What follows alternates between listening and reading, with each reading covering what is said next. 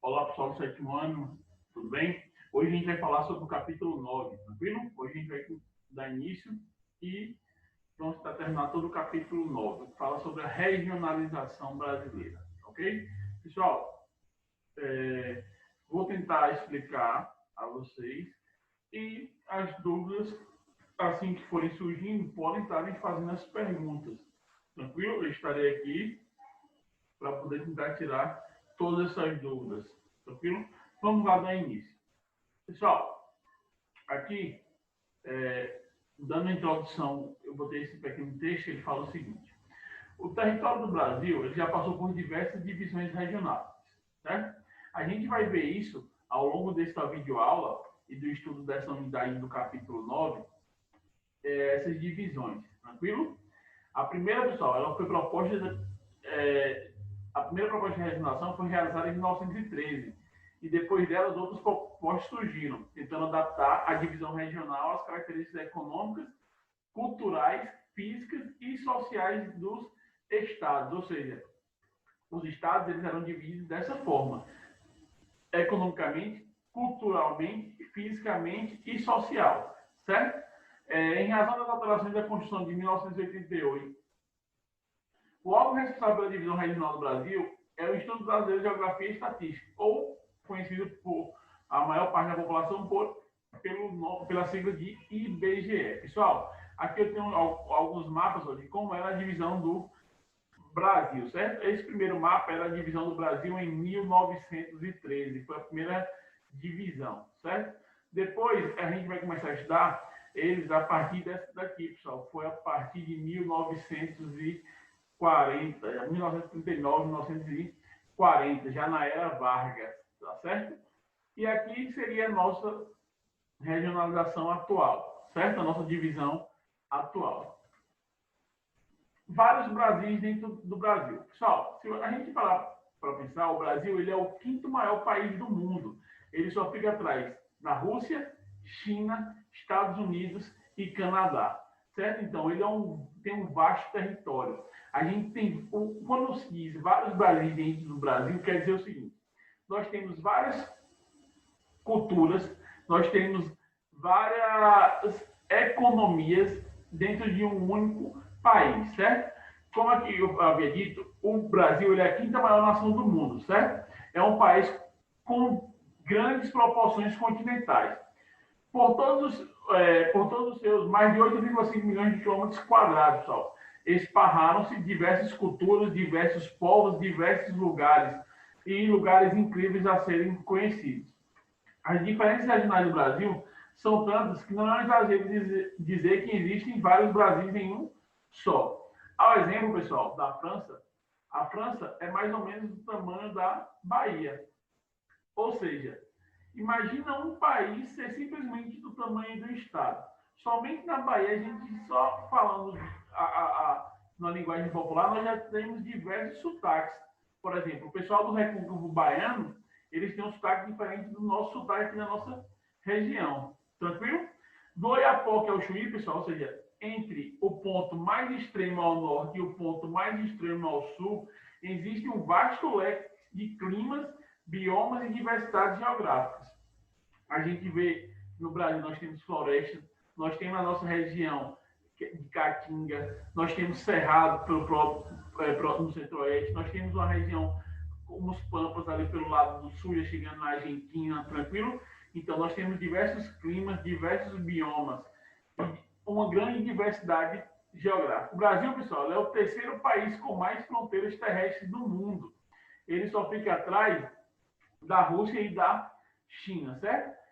10 outros países são vizinhos diretos, ou seja, o Brasil ele só não faz fronteira na América do Sul com apenas 2 países, que são Equador e Chile. Então ele tem faz diversos com todos os países da América do Sul. Imagine aí a vasta extensão territorial. Tranquilo? De arquipélagos econômicos a espaço nacional. Desde o período colonial até o dia de hoje, o espaço geográfico brasileiro tem sido palco de diversos processos socioeconômicos, certo? Muitas dessas transformações são oriundas da industrialização ocorrida no nosso país. Industrialização essa que já foi de forma tardia e problemática, pessoal. Logo depois da política do café com leite, ou seja, o Brasil era grande responsável pela grande produção de café. Os cafeicultores não queriam que viesse as indústrias, certo? Porque ele ia acabar com com o café. Então, essa indústria já veio tarde. Quando a indústria vem, pessoal, ela vai para os polos ricos, que eram então as pontes de exportação de café, que seriam onde? No Sudeste, ali na região, principalmente em São Paulo. Há uma grande fuga, pessoal, da população de todo o resto do Brasil em direção a São Paulo, indo atrás de emprego.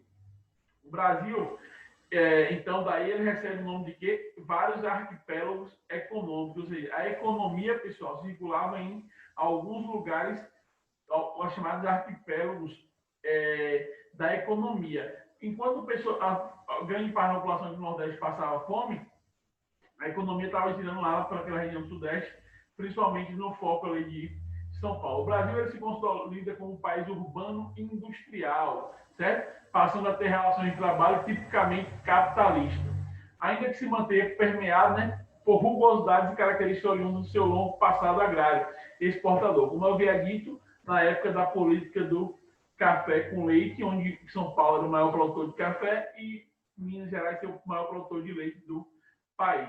Configura-se, então, uma economia nacional, ainda que essa continue, né, a se expressar regionalmente. E o mercado interno, ele passa a influenciar diretamente a dinâmica da economia do país.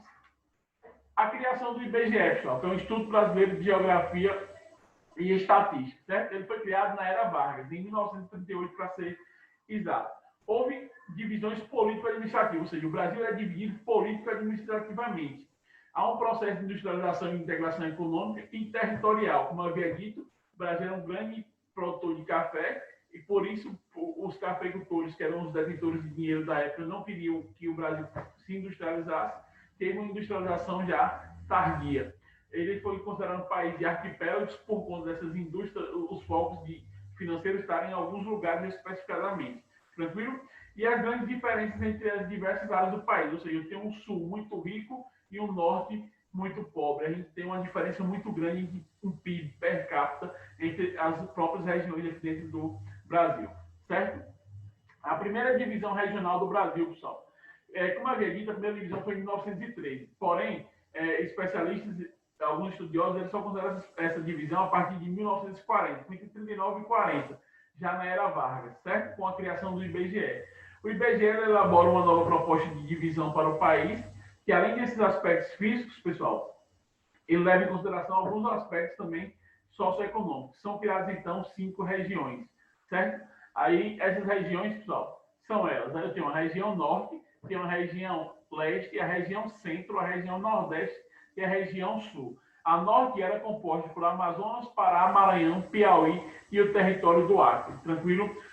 A região centro era composta por Minas Gerais, Mato Grosso e o Goiás. A região leste, pessoal, compunha Bahia, Sergipe e o Espírito Santo. No nordeste, eu tinha o Ceará, Rio Grande do Norte, Pernambuco, Paraíba e Alagoas. E na região sul, eu tinha Paraná, Santa Catarina, Rio Grande do Sul, São Paulo e Rio de Janeiro. Certo? Essa foi a primeira divisão regional do Brasil. Já depois da Segunda Guerra Mundial, pessoal, houve uma nova regionalização, certo? Então, conforme a regionalização de 1945, o Brasil possuía 7 regiões. De 5 da de 1940, ele passa a ter 7. Ele ganha 2 novas regiões.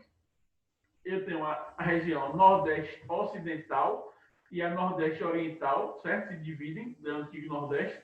E eu vou ter a Leste Setentrional e a Leste Meridional. São essas novas que houve uma divisão, certo? Que eram 2 e passam a formar 4. Na porção norte do Amazonas só foi criado o território de Rio Branco, que é onde fica hoje o atual estado do Roraima, certo? No norte do Pará foi criado o estado do Amapá.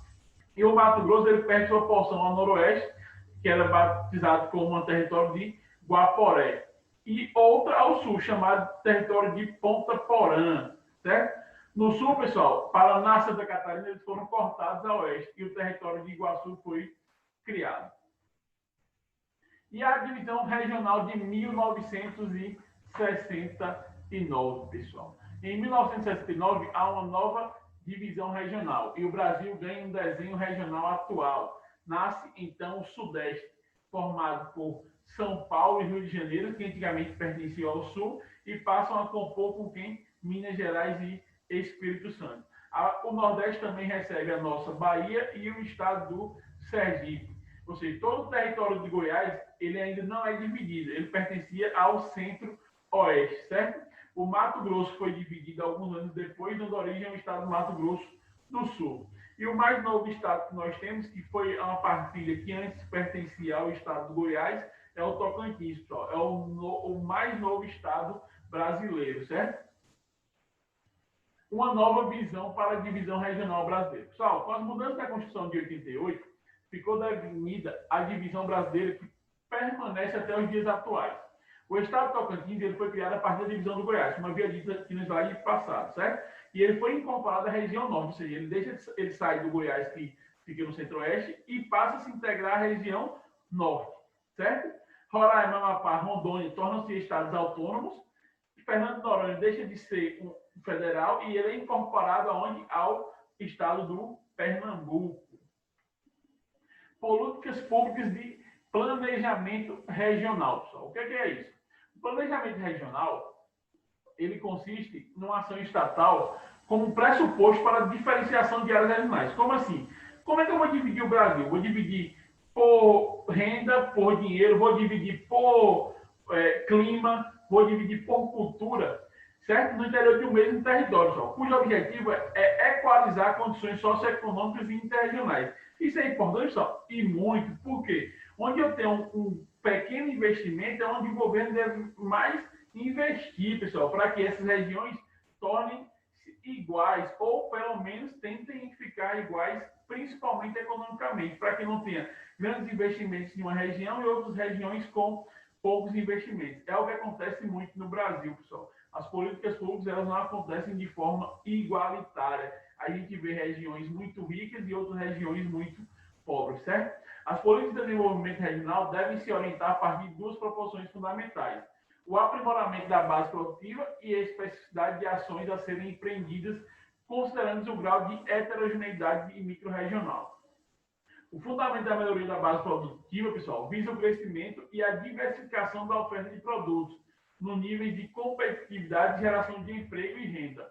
Para isso, é necessário que o planejamento público busque consolidar regiões de melhor desempenho, ou seja, promover investimentos por meio da coordenação de programas integrados, desenvolvimento de elos, das cadeias produtivas e da oferta de incentivos financeiros a negócios intensivos em tecnologia e ofertar serviços tecnológicos por meio do acesso a instituições de pesquisa e desenvolvimento de apoio à empresa.